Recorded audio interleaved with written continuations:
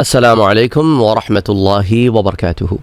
Some of you maybe have been asking this question, that why have you not recorded any more lectures in the last 4 days? The reason is that I was very sick and I could not record. Now, please, and I'm feeling a little bit better now, so please keep me in your du'as.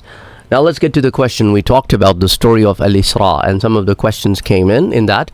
So instead of going forward, we would rather like to address those questions now, and then inshallah in the next video we'll look at the next set of steps.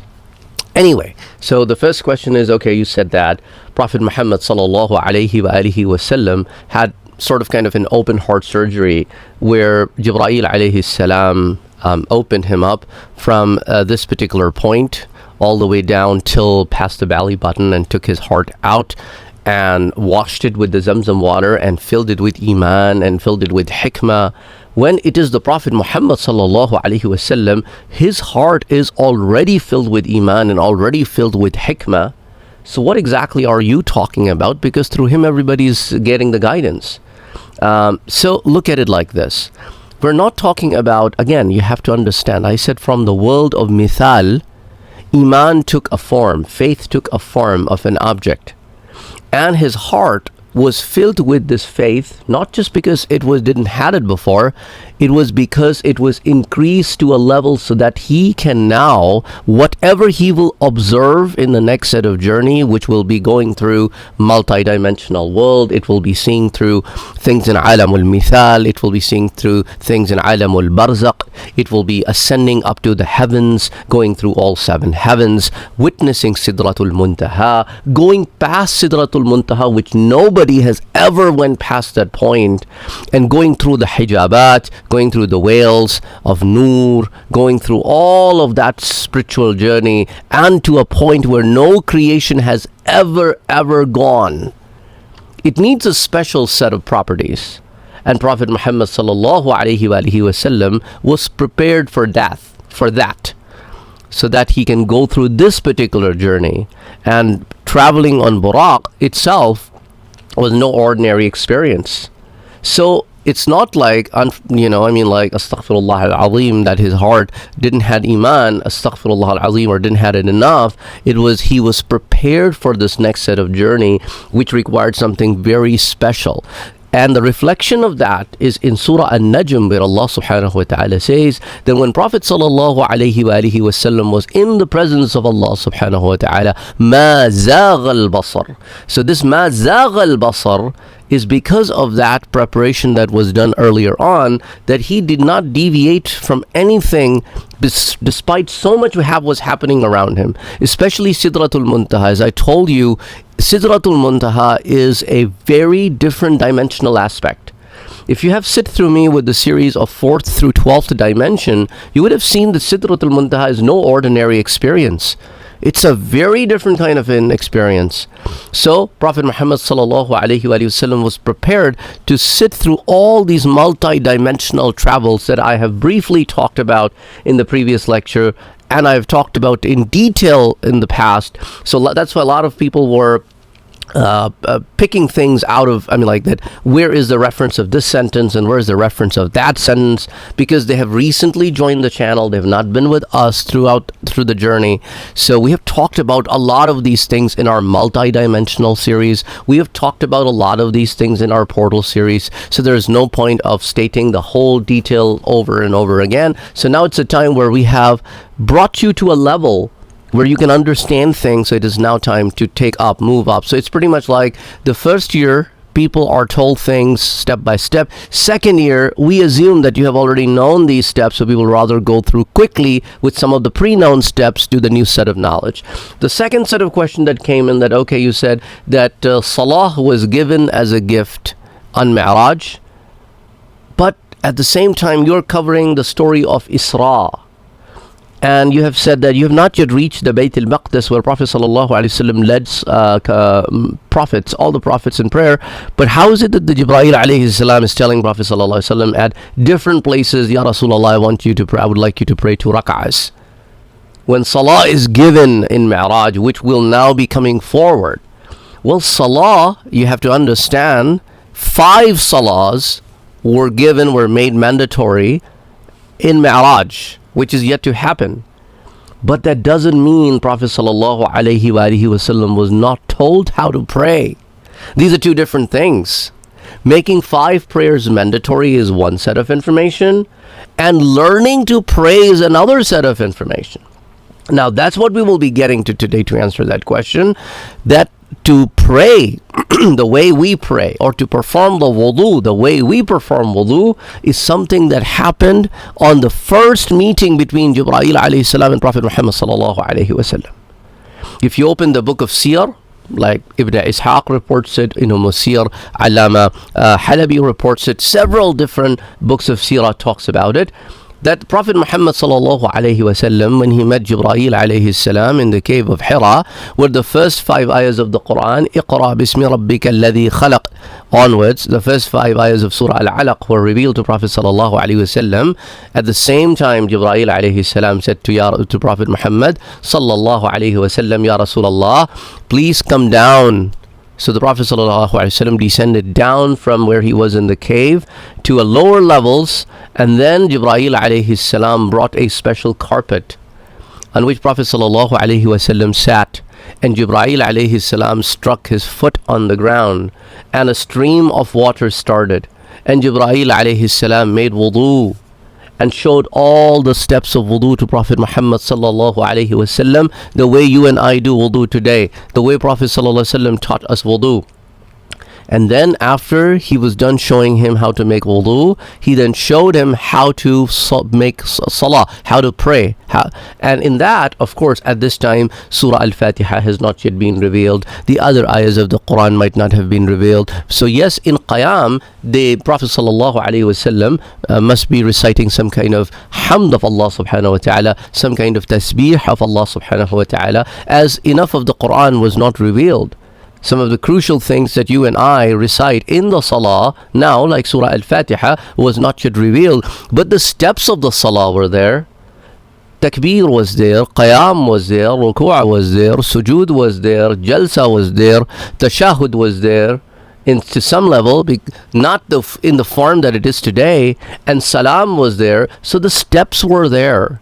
The underlying details came over the period of time. So after Jibreel alayhi salam showed Prophet sallallahu alayhi wasallam how to pray, now Prophet sallallahu alayhi wasallam had now to pray 2 times a day. One at Fajr time, which is before the sunrise, and another before the sunset. So there is an evening prayer, and then there is a morning prayer, and only 2 rak'ahs in each one of them.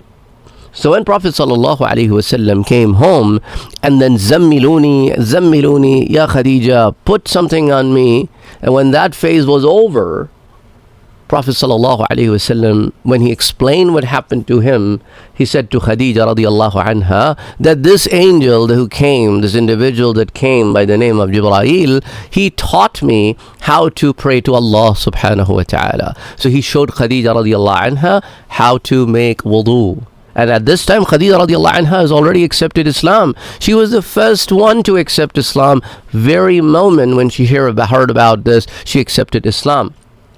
And then there is a background story about that too, which I will tell you if you're interested some other time, that before she even got married to the Prophet sallallahu alaihi wasallam, what things she saw and heard, that when she heard this from Prophet sallallahu alaihi wasallam, it did not took her even a second to believe. So if you're interested in those stories, let me know in the comment section and we can talk about that some other time. So Prophet sallallahu alaihi wasallam then showed her how to pray, and Prophet Muhammad and Khadija radiallahu anha, they both prayed together. And then if you remember Sayyidina Ali al-Murtada radiallahu ta'ala anhu, he was born when Prophet sallallahu alaihi wasallam was around 29 years of age, and it was Prophet Muhammad who gave him the name Ali. And he used to hang out at the house of Prophet ﷺ most of the day. Only at night time he would go to his house and sleep, because right around the birth of Sayyidina Ali al-Murtada, Prophet ﷺ approached his other uncle Abbas and said, Abu Talib doesn't have a lot of means and has a lot of kids. How about if we can divide some of his kids among ourselves to take care of all their affairs, and they can go home to sleep at night. So at that point, Sayyidina Ali al-Murtada radiallahu anhu was picked by Prophet ﷺ that I will take his responsibility. So he used to hang out at Prophet ﷺ's place all the time. So he happened to come here and he saw Prophet ﷺ and Khadijatul Kubra radiallahu anha. They were praying, and he asked Prophet ﷺ, what is this? And the Prophet said, this is the religion Allah subhanahu wa ta'ala has given us, and it is called Islam. And we now believe, we believe, La ilaha illallah, there is no one to be worshipped but Allah subhanahu wa ta'ala, and Muhammadur Rasulullah sallallahu alayhi wa sallam. And this is, we were just praying to Allah subhanahu wa ta'ala. And Sayyidina Ali al-Murtada radiallahu anhu accepted Islam at that very moment. So everybody in the household of the Prophet ﷺ, his wife, his daughters, Sayyidina Ali al-Murtada, his slave Zayd ibn Haritha radiallahu anhu, they all accepted Islam. And wudu and salah, that became part of things right from the beginning. That's why companions used to pray these two salah. Fajr salah, they would pray at home, nobody would know, because it was still dark, or if there are shepherds out in the open. But it was the Asr Salah that even the kuffar saw Muslims praying. And if you have read the Seerah of the Prophet ﷺ, you would have heard about that there was a fist fight. The very first fist fight that happened between the believers and the disbelievers of Makkah, and it was around the Salah time of the evening prayer, when Sa'd ibn Abi Waqqas radiallahu anhu, a free man, a teenager, he was around 19, 7 years old, very young man, with a bunch of people. They were praying in the outskirts, and somebody from the kuffar side came and they disturbed their salah, and then there was a fist fight, the very first fist fight, and there was a little bit of a bloodshed in that fist fight too, but not like somebody died kind of a bloodshed. But that was the very first time a physical confrontation happened. Again, I'm not going into the details of all of those things because, I asked you many times before that would you be interested in me covering Seeratul Nabi sallallahu alaihi wasallam, and some of you said, well, there is so much details available about it anyway by so many other scholars and shuyukh that like people can go there and learn about the Seerah of the Prophet sallallahu alaihi wasallam. We would rather explain.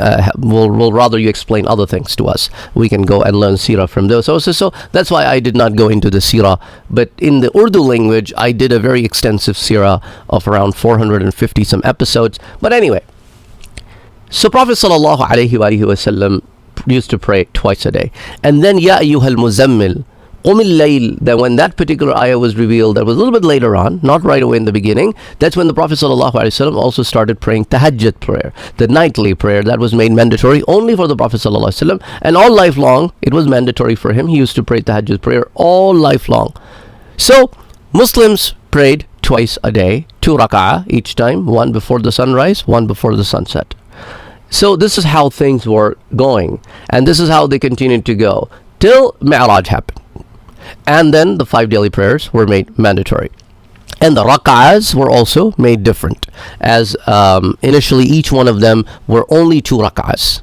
But later on, Dhuhr was promoted to 4, Asr was promoted to 4, Maghrib to 3, and Isha to 4, where Fajr was still kept at 2 rak'ahs. That happened in a little bit of a later time than Miraj itself. Anyway, going back to this particular thing so that we can cover one last point. So when Prophet sallallahu alaihi wasallam was praying, what was his Qibla? His Qibla was Bayt al-Maqdis. His Qibla was Bayt al-Maqdis, the Sakhra in the Bayt al-Maqdis. That's where basically that was the point. Then Prophet sallallahu alaihi wasallam, when he was praying in Kaaba, what he would do in Masjid al-Haram, in Masjid al-Haram, he would position himself such that the Kaaba would come in his direction in the same way that he would be standing towards Bayt al-Maqdis, so that both of them could come in his way. Any other place he would stand, he would either have Kaaba to his left or to his right or to his back. So the only place that he would stand where Kaaba would be in front of him and he would be standing in the direction of Sakhra would be to stand between Rukn al-Yamani and Hajr al-Aswad. This is the opposite side of Hatim, and Hatim is that semicircle on one side of the Kaaba. So that's one side where you have the Rukn al-Iraqi and Rukn al-Shami. So Rukn al-Shami, if you come south on that side, that's Rukn al-Yamani, and then from Rukn al-Iraqi, if you come down south, that's where the Hajar al-Aswad is, the Hajar, the black stone. That's where the door of the Kaaba is next to it. So the Prophet ﷺ used to stand between the Rukn al-Yamani and the Hajar al-Aswad, closer to Hajar al-Aswad. That's why in some books of Seerah, it is mentioned the Prophet would be standing in the direction of Hajar al-Aswad. That's what they meant to say. He would be standing between these 2 points, closer to Hajar al-Aswad, and being closer to Hajar al-Aswad means he was in that direction. And then, so Hajar al-Aswad aside, on the side of that side of the Kaaba, where Kaaba and Bayt al-Maqdis would be in the direction of the Prophet ﷺ. The reason I'm going into all of these details, so to help you understand the exact location where the Prophet ﷺ would be standing. Now remember, if you know your geography, we have Yemen down in the south, then it is Mecca, then it is Medina, and then it is Masjid al-Aqsa. So if you're standing in Mecca, it is very easy that you are facing north, if you are on that side of Kaaba, and you are in the directions of Medina, and way past Medina is Al-Quds. But if you are in Medina, there is no way that if you're facing Al-Quds, you could have Kaaba in between. Kaaba would always be to your back. That's why after moving to Medina, Prophet ﷺ wished that Allah subhanahu wa ta'ala would change the Qibla direction from Al-Quds back to Kaaba. Back to Kaaba, which was the original Qibla. It was changed for some time, but the original was Kaaba. So that's why the ayah in the Quran comes, فَوَلِّ وَجْهَكَ شَطْرًا. So Allah subhanahu wa ta'ala says, okay, now turn your direction towards where Kaaba is. So anyway, Masjid al-Haram is the word, which inclusive of Kaaba. Anyway, so Allah subhanahu wa ta'ala said that we notice that you have been looking at, to make the dua, but you're a little bit reluctant to make the dua. But we understand what is in your heart, so we would change the Qibla direction for your sake, O Prophet Muhammad sallallahu alaihi wasallam. So anyway, that's another set of details which we will talk about some other time. But I hope this answers the questions that came our way related to the Salah thing. And inshallah, if you're interested, there are a few pointers I raised here in this lecture alone too. Khadija radiallahu anha's backhand knowledge about the Prophet sallallahu alaihi wasallam, things that happened before she even got married to the Prophet sallallahu alaihi wasallam. And if you're interested, we can talk about that. And inshallah, we can then talk about also that in the journey of Al-Isra, what really happened when Prophet sallallahu alaihi wasallam entered Al-Quds and entered the Bayt al-Maqdis. And also another question that was relevant to that was, okay, there was no Masjid al-Aqsa back then, so why is it that Allah subhanahu wa ta'ala is saying Masjid al-Aqsa in the Quran when the actual building never existed at that time? That's another offshoot into that discussion. So the reason I'm going step by step here into different videos and not covering everything in one shot, so that later on, maybe a year, 2 years, 10 years from now, if anybody is interested in knowing these things, it'll be easy for them to search and find the information. Till next time, assalamu alaikum wa rahmatullahi wa barakatuh.